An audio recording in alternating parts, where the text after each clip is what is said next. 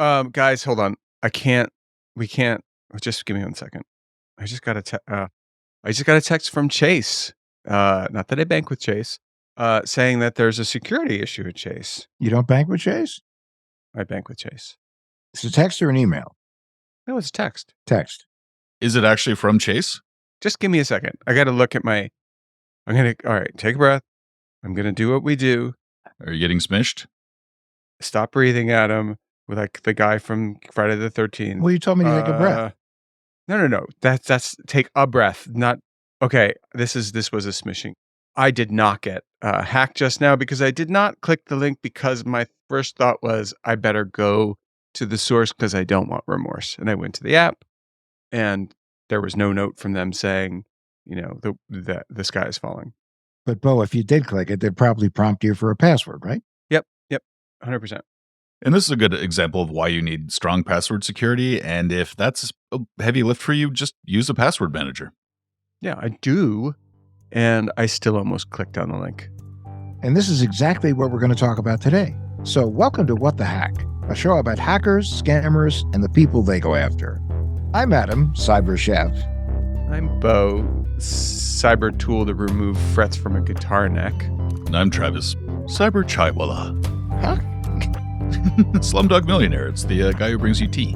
Nice. And today we welcome back comedian Dan Ahdoot to talk about why we don't use the security tools we know will help us, even after we've been hacked.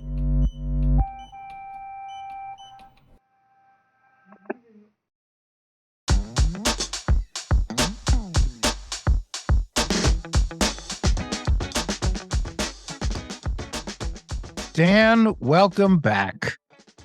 It's good to be back. I gotta say, I've been thinking about you guys a lot. I have a lot to talk about. But thank you for having me back. Anyway, Dan, where are you coming to us from? I'm in Los Angeles, California. So nothing's changed. Okay. No, Okay. Nothing has changed, but there is something very new, and that is Dan. Dan has written a book, and we're going to talk to him about cyber stuff later. But we're definitely going to talk to him about his book called Undercooked: How I Let Food Become My Life Navigator, and how maybe that's a dumb way to live. Yes. Huh. Take it in. Take it in. I'm taking it in because I'm wondering, why is it a dumb way to live? I mean, I don't know. Dan, my latest thing is kamut. Are you familiar with kamut? No. Kamut is an ancient grain, and I am now a person who has a lot to do with ancient grains, as Travis can say, because I converted him to Pharaoh. Yep. 100%. Pharaoh, I'm familiar with. Kamut sounds like a Canadian LGBTQ kind of, hey, it's March. It's time to kamut of the closet. Sorry, that was terrible, but that was funny. No, I'm not familiar with kamut. I am very familiar with farro. Farro is a very interesting grain. The Roman legions were basically fueled on farro. So yeah, no, farro is some good stuff. Kamut is an ancient grain, and it's pretty tasty. It takes about 8 days to cook, which is probably why it's not used so much. It's definitely like a hack along, the lines of what can I cook that takes the most amount of time and tastes the strangest? Because it has a very odd taste. It tastes somewhere between a bean and rice and fruit. Why does it take 8 days to cook? It actually only takes 8 hours in a slow cooker. 8 hours. Wow. No, I'm not familiar with kamut. And you can puff it. And then it makes very good cereal. So you see, how much time do you think Bo is wasting on this kamut instead of spending time on himself, on his family? That's why it's a dumb way to live.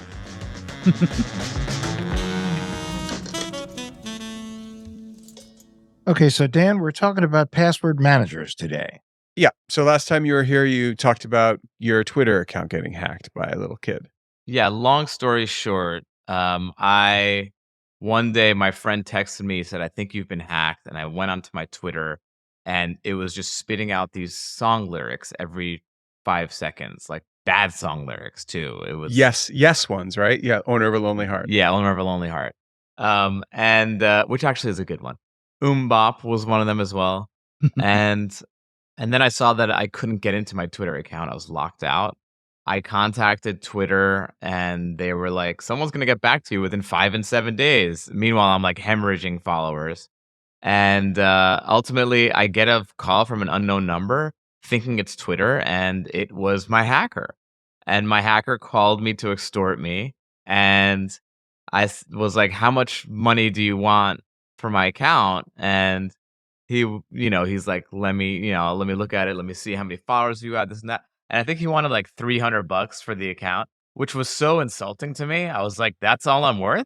$300?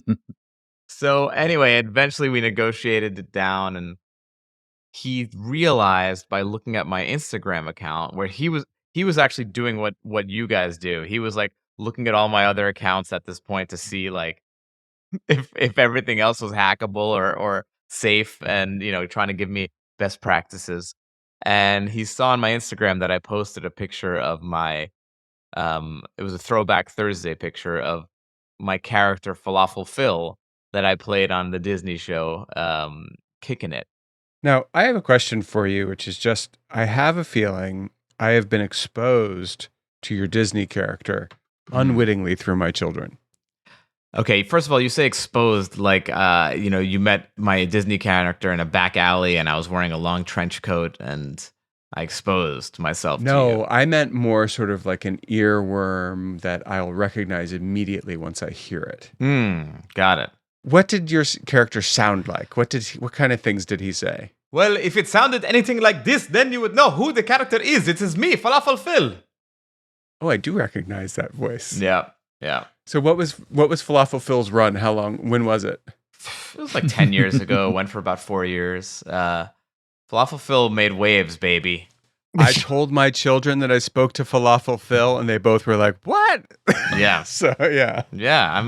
I want. My goal is to make you guys cool to your kids. That's the only reason I'm here. Well, they had the same reaction that Hacker Tom had. Good. Yeah. He was an enormous fan of this show and of my character, and he couldn't believe that I was the guy who he hacked. And I was like, "Can I get my money back?" And he was like, "No, but I'm going to be I'll be your internet security guy, so no one can mess with you anymore." And so I hired him for a while to be my muscle. Nice. And until he disappeared. Yeah, he just vanished. I mean, he had like a Google number set up. He told me he wouldn't give me his real name. He said his name was Hacker Tom.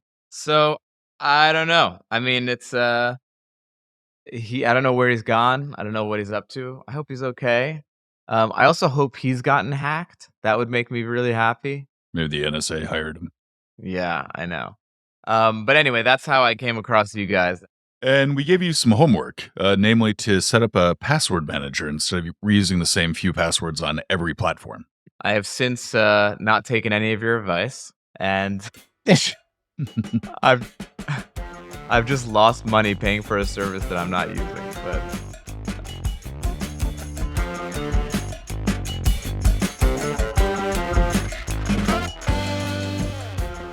in case our listeners need a refresh on what a password manager is, it's an app or a tool that helps you generate, store, and manage passwords. So instead of having to remember multiple passwords or use weak or easily guessable passwords, you only need to remember one master password. yes. Right. So in other words, we know it's good to use unique passwords for every single account you have online, but at the same time, it is really difficult to remember 20, 30, or 100 unique, difficult passwords. Instead of just reusing passwords, use a password manager. It's almost as easy.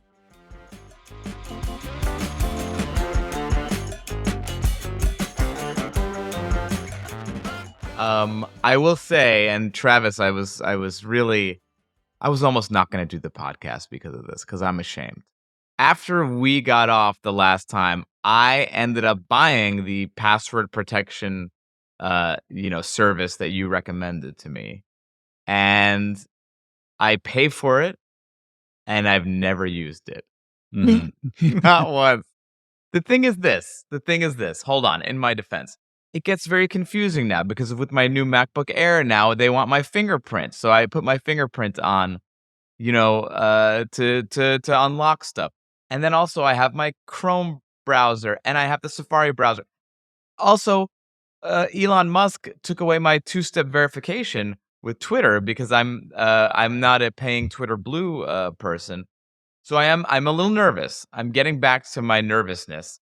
And I'm curious, has anything changed in the landscape since the last time we spoke that I don't need one of those pass password verification services? Is the new fingerprint thing on the MacBook Air enough to not need that? Does that not cover everything? Because I don't think I can use a fingerprint for Twitter. I'm not sure. You tell me. Well, I mean, with the fingerprint verification, that's something that is good for that one device, but not every account. Right. Right. So, in the same way before you had that some kid being able to take over your Twitter account just by using your password, so having a fingerprint, any kind of biometric verification, that'll protect your device, but not your accounts. Since then, there have been a couple of high-profile hacks, though, of at least one major password manager service. Really? Yeah.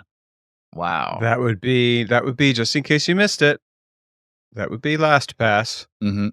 But the argument is that the level of encryption was so high that it would be impossible Right. for the hackers to get their hands on your passwords. Exactly. However, did they get the source code by any chance when they hacked? It looked like it was pretty much soup to nuts in terms of the hack of LastPass. That was they got just it seems like everything. So it was Wow. encrypted, but it's still not great. So is there a lawsuit like from people who've spent money for that service? Are they suing? I'm sure it's coming. Yeah. So what about the one that you recommended for me, which I know for some reason you didn't want to mention the name on the air, but the one that you recommended for me, is that one still okay? Yes. Yep. It is. Okay. Come on, name it. Name it. I mean, I think it was 1Password 1 or something. Yeah. It was one Yeah. password. Yep. 1Password. So, okay. Travis just isn't like giving out free ads. Yeah, exactly. No, I get it. Well, also, if they get hacked tomorrow, then I'm going to look like a right jackass. So it's going to. No, it just looks like you're a member of the human race. I was going to say I'm a LastPass now completely. I had to change everything. I went in and changed all of my passwords after that happened. Okay, can you guys tell me? I like actionable steps. Tell me the first thing that I should be doing.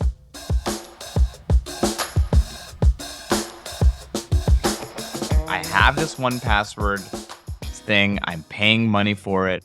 I haven't canceled it, and I think a couple days ago it just came up again of like we're gonna re-up your membership for a year, and I was planning on canceling it, but then I was like, let me talk to the guys first and see what they say.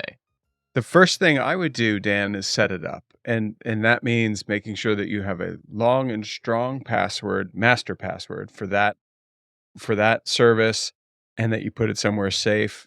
And then I think you need to spend an hour and just make sure all your financial accounts, nothing else, just your financial accounts are done. Okay. And then in a week or so, come back and do some other kind of thing. Because you'll see in the app, if it's anything like LastPass, there'll be different categories. So you can do entertainment, you can do finance, you can do whatever it is you do. Retail. Okay, so let's say, so how does it work? Like I create this new password, the master password, and let's say I want to, I have to change an existing password. So I go into, let's say, Twitter, and I say I want to change my password, and it says, okay, type in your old password. Now type in your new password. What am I typing in the new password with when you use these services? So when you're creating an account or changing your password or updating it or anything like that, if you have a password manager installed, it will give you a prompt to generate a new password.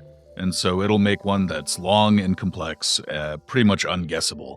Each of these password managers is a little different, but they all do the same thing. Oh, I see. And then what you do is that you tattoo the master password to the inside of your eyelid, so you'll never forget it. Yeah. Okay. So but also change it from time to time. I actually, Travis disagrees, and I know that he disagrees because he's right and I'm wrong. But right, Travis, there's an argument against changing certain passwords often, correct? The argument is more that if you're being told that you need to change your password like once every month or 3 months or so, because what that ends up meaning is that the number of people out there that say like, I don't know what my password is, I need to hit reset. And then they're going to have to go through that entire process, which can be really easily replicated through a phishing campaign. Oh, I got you. So anyone can get in touch and be like, hey, it's time to reset your password. Exactly. Yep. No, then there's the other argument too, that people, when you change your password, if you're not using the password manager, you could tend to fall into this sounds like a great password, which just happened to have been a password you used 5 years ago on another site that was hacked. Mm-hmm. So it also provides a pattern. If I were to say like my password is Sparky123, then it's telling me to change my password. My password is not Sparky123. But if it tells you to change your password, then you say Sparky456. And then if 2 of those happen to get breached and someone says, I'm guessing it might be 789 right now. So tell me why it's different. Let's say I have my Twitter hacker again, okay? What would be different if he tried to get in and I had one of my password manager passwords instead of what I have now, which is Sparky123? The main thing about it is that he would not be able to guess your password. So if your password was breached anywhere else on a different account that you were reusing it, that it would not be effective on your Twitter account. So with password managers, they'll usually have something that's really long and incomprehensible. 17Z5 exclamation point hash, whatever. That is his password. Yeah. But yeah, he would not be able to guess that. So if you were to have your password compromised on one account, he would not be able to take that same password and apply it to your Twitter account. Okay, remember Have I Been Pwned, Dan? We went to the Have I Been Pwned site with you. Oh, yes. And all of those things popped up, right? So the big difference is, think of it in those terms. So there's a difference between a password being discovered and a password being discoverable. Mm-hmm. You're now entering into an undiscoverable mode, in theory anyway, unless they get hacked. So the thing that a password manager will do is it'll look and see if any of your passwords are guessable, and it'll suggest, hey, Dan, maybe change this one. This one's a little too easy. Right. And you go through that process, and after, I don't know, about 7 or 8 years, you will have all your passwords really secure. You don't have to do it overnight. The ones you have to do overnight are the ones where you can actually get hurt. And for you, that's social media and finance. Right. Okay. And then so the plugins that you use, are they on your phone as well, or they're just desktop? multi-platform. So the same company is releasing software that has an app version that lives on your phone, and then there's a web version, but they both use the same password, same credentials. And you can set the one on your phone if you're using a phone with biometric recognition, like facial recognition, to just open when you look at it. Every once in a while, it'll ask for the main password. And that actually, I think, is probably in the settings too, right, Travis? Yep. So you can even tell it not to do that. But so in other words, you can ride dirty, or you can, or you can keep it. As long as you're not two-faced, that can work. Ouch. I'm not even going to indulge you in Let's that one. just let it sit there. Just let it sit. Wow. Confetti for a 100th dad joke in the last half hour. But, yeah.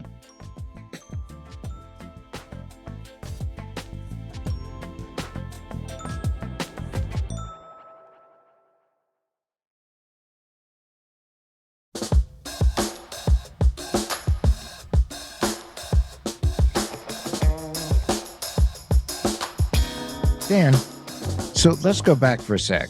And that is, you haven't used it. You paid for it. This might be instructive for a lot of people. What stopped you from doing it up to now?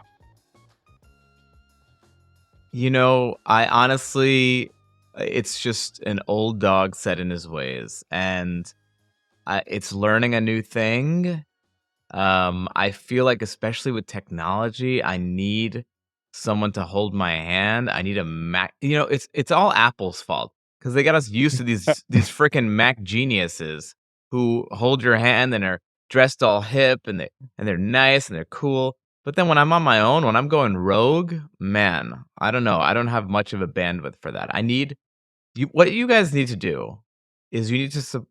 Someone needs to have a service where you pay a nerd for an hour to be on Zoom and walk you through what you got to do. Isn't that called Geek Squad? Yeah, I was about to say, I think it's Geek Squad does it, but you have something more personalized than Geek Squad. What's that? You have 1-800-Travis. Indeed. I mean, yeah, but that sounds so like if I'm like Travis, hey, can you please put a half hour of your day aside for me? I feel bad asking him. Unless there's some sort of compensation I can give you. Does anyone in your family want a watch Cobra Kai? I can do a personalized Cobra Kai happy birthday message. That would probably make my daughter's day, actually. Yeah. There we go. Okay. All right. Now you see, now we got a little quid we pro go. quo. But I think the thing that you're talking about, though, it is it does illustrate sort of a need that, yeah, places like Apple or Geek Squad or whatever, they've taken a lot of the sharp corners off of the internet. But at the same time, there's a bit of technical know-how that can be required just to make sure you're as secure as possible. And for a lot of people, that's just inconvenient. Yeah. Well, what technical things are you talking about? Managing passwords across multiple accounts without using the same password. That is in and of itself. It sounds simple, but at the same time, that's complicated. Most people have over 100 accounts online at this point. Yeah, but with the password manager, it just does it. It kind of does the Apple Genius thing for you and makes that happen so much in a streamlined way, so long as they don't get hacked and everything gets released to a bad guy. I think the other issue is that there's so many options. There's the fingerprint, there's the face recognition. When I'm on Chrome, it says, "Do you want us to recommend a password?" But that password's not going to work on Safari. Same with Safari. Do we want us to recommend a password? Mhm. So you lose track of who's recommending what and what's with the finger and what's with the face, and it just gets a little overwhelming.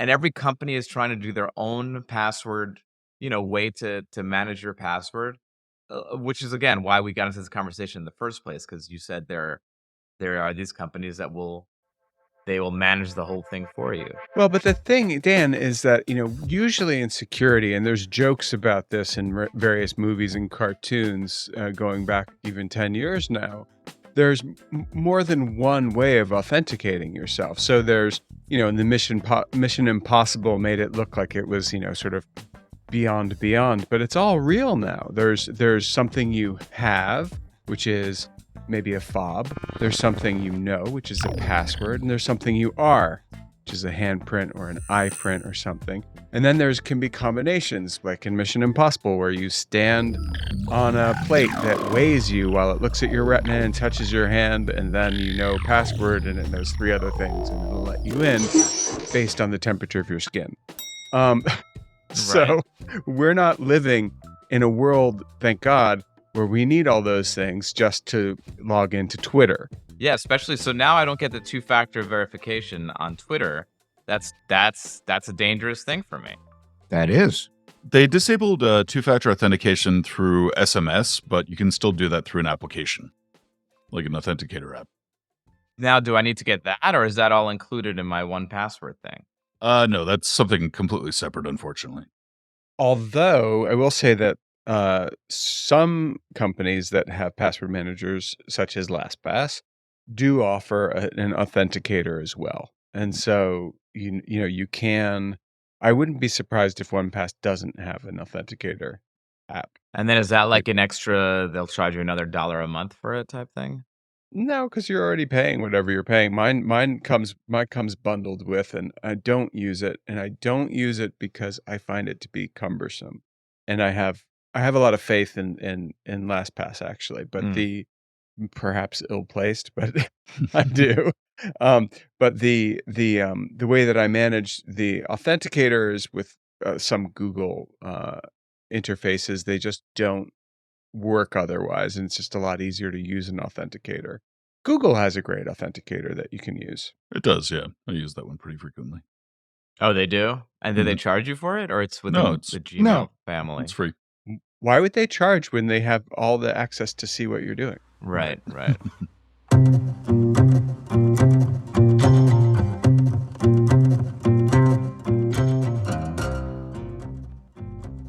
But it's tough. I mean, you're right.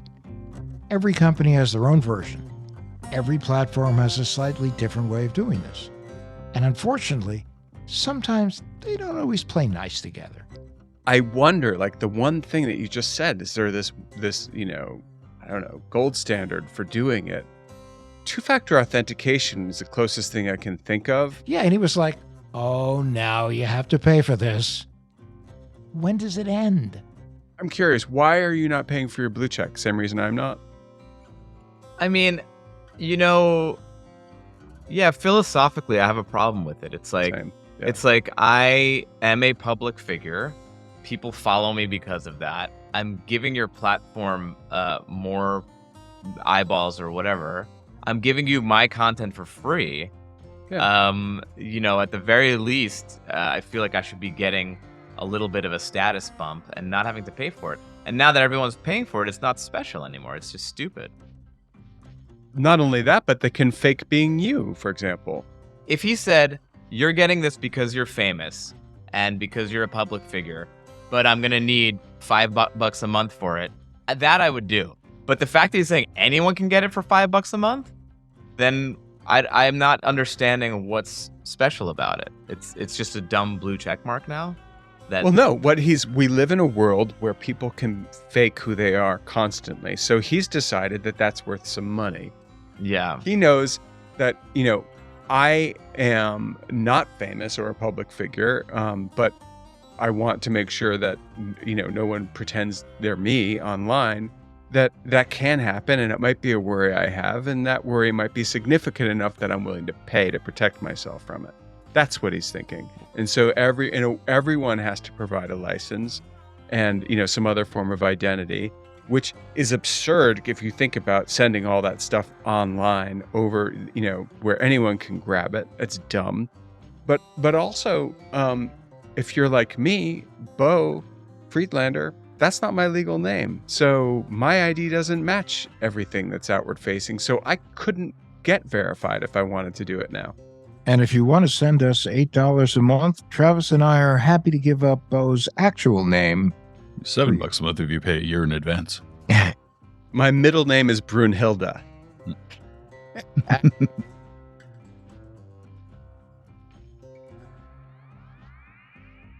This Twitter thing is ass backwards.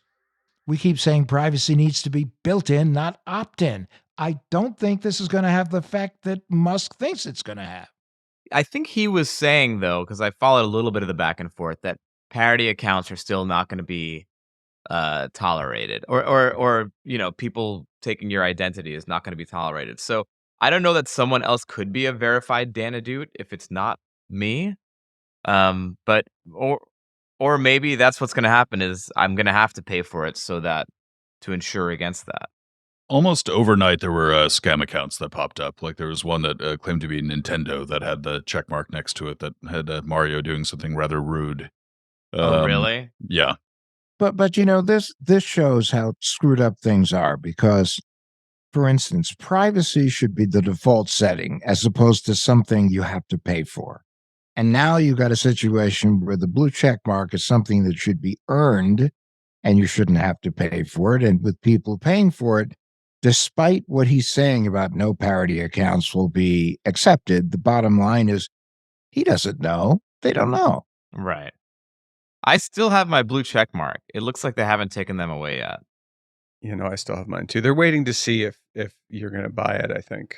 Yeah. But the New York Times isn't doing it. I mean, there are a lot of places are like, sorry. I saw that, yeah. No, not doing it. LeBron James isn't. Yeah, I mean, it's just... And look, I'm not a knee-jerk anti-Elon Musk guy, but this move was just like... and by the way, correct me if I'm wrong, but is Instagram doing this as well with their blue check mark? Meta said that they're going to be doing something similar. I think they're probably waiting to see how the whole Twitter thing ends up working. Everybody waits to see the first.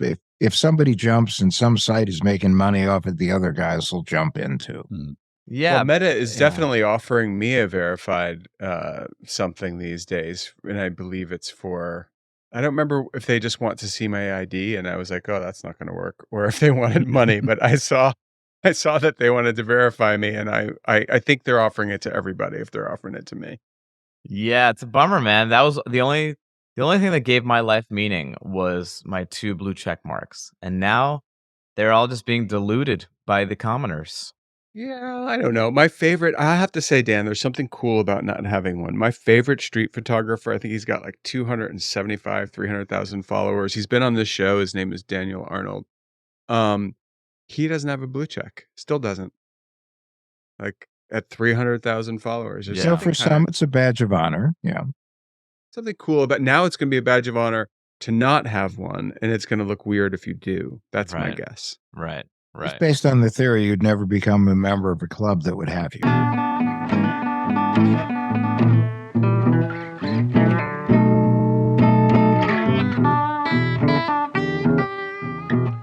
Dan, my friend, this is your second time on the show.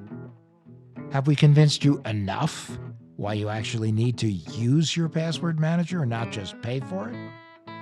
I will use it now. I promise. Travis and I are going to put our minds together. I'm going to do. I'm going to meet his daughter over Zoom, and we can get some of my passwords, or at least set up this. I think once I get it up and running, it's like going to the gym when you want to start a workout. You go the first day, and then you're set. I just need to put my sneakers on and go to the gym for the first day. Well, listen, the other nice thing is that Travis will not ghost you like Hacker Tom. I will not.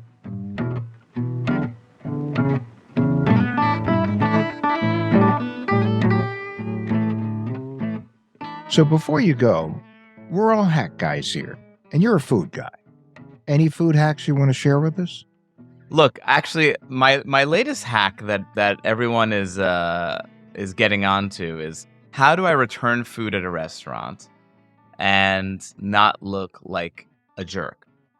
And my new move is if I get a dish. Now, mind you, if you get a dish that's prepared incorrectly, that's an easy return. You should not feel bad about returning that. But if you get a dish that you just don't like, but it was prepared correctly, now you're in a little bit of a predicament.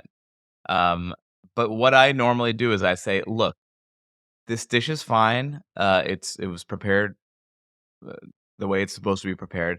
I'm not enjoying it though. I'm willing to pay for it, but do you mind just taking it away? And I'm gonna order something else. And then they'll say, would you like it to go? And you say, no, that's fine, that's fine. And 10 times out of 10, they're not gonna charge you for it.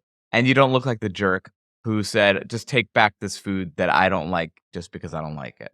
Last night, I had a tuna melt at a diner because I was tired, and the tuna melt. I love tuna melt. The tuna melt came back out with unmelted cheese. What? It came to me. You. It was grilled. It was a grilled sandwich, but it hadn't been grilled long enough, so the cheese was not really melted. It was just wilted. I didn't ask for a tuna wilt. I asked for a tuna melt, and I did not ask her to bring it back though. Why? I Why just ate not? it.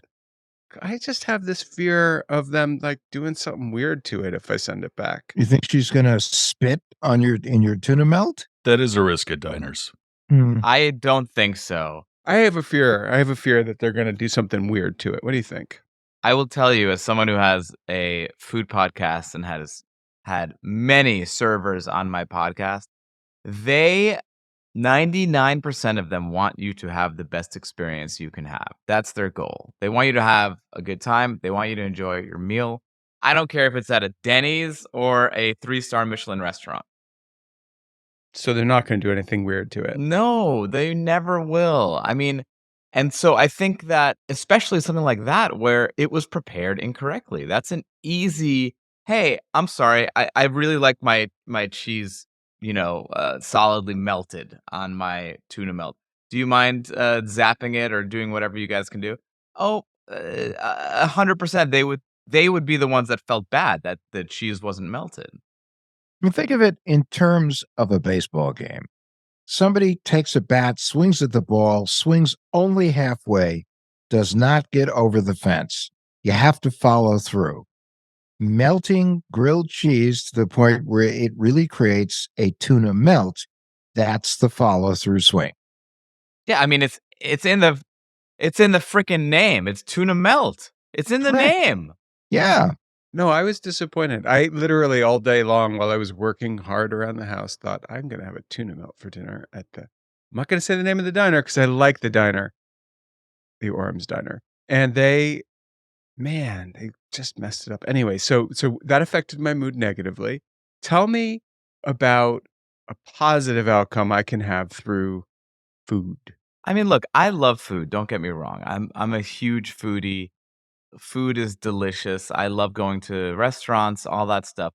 But I felt like for a couple decades of my life, it was what gave my life meaning, was being in the scene and knowing the cool places. And, I dated only chefs and people who are food people. And it ended up being a pretty empty way to live, but it created some very, very funny stories. And my book is basically a lot of standalone chapters that are kind of like short stories about my life with food. And I'm striving to be the David Sedaris of food. So that's what I go for in this book. For those of us who turn to food at moments of desperate need for comfort in the middle of the night, like I'm a peanut butter fanatic. Okay. I once woke up in the morning with a peanut butter jar that looked like it had been power washed from the inside. Okay, so how can you help me hack my peanut butter at night and help me conquer my sleep eating issues? Because I need some help there. I'm not a doctor. I don't know. Eat your peanut butter. I don't really care.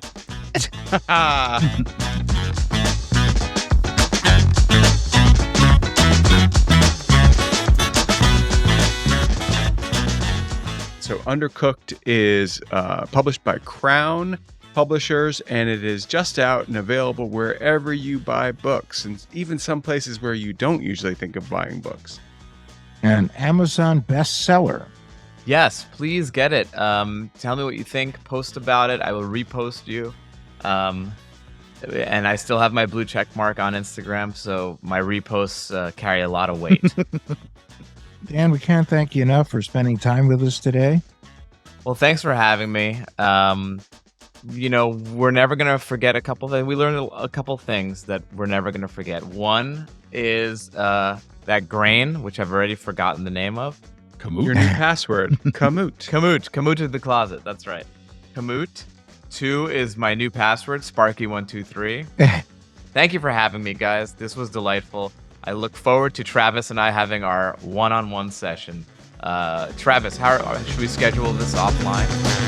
Yeah, sure. I think you have my Yeah.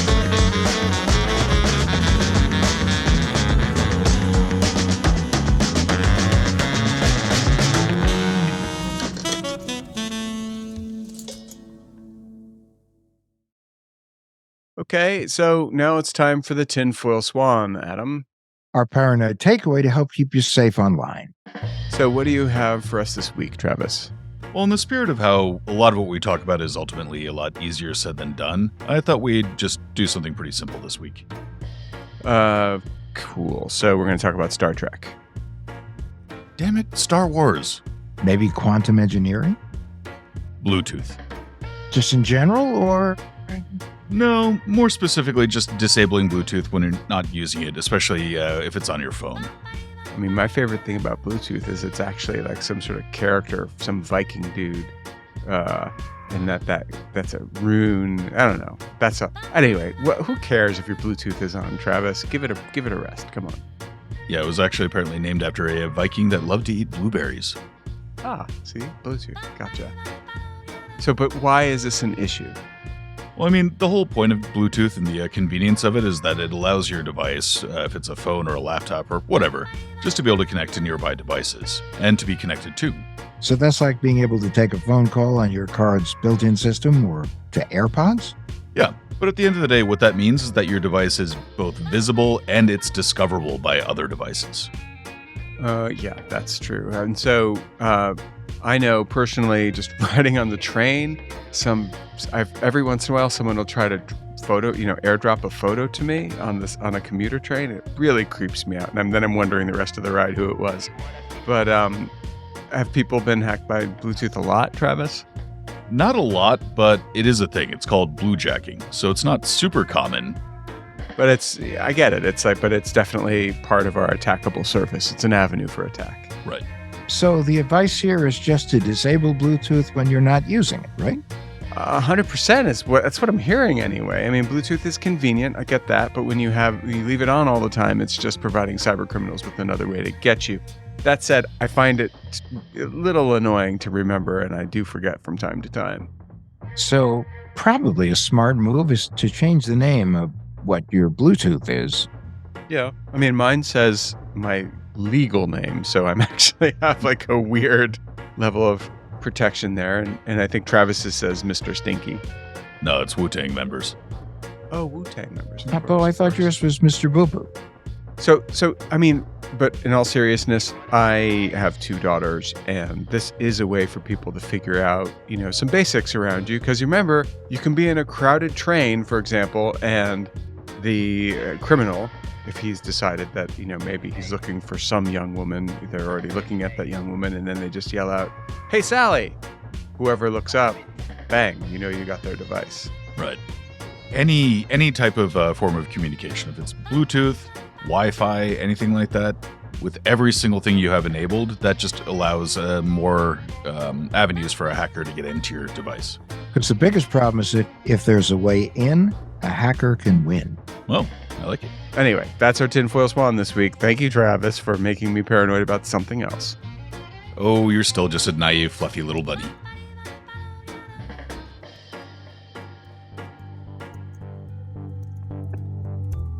What the Hack with Adam Levin is a production of Loud Tree Media, produced by Andrew Stephen and Travis Taylor. Our executive producers are Bo Friedlander and Adam Levin. That's me. You can find us online at adamlevin.com and Instagram, Twitter, and Facebook at Adam K. Levin. Come back next week. And rate and review. It really helps people find the show.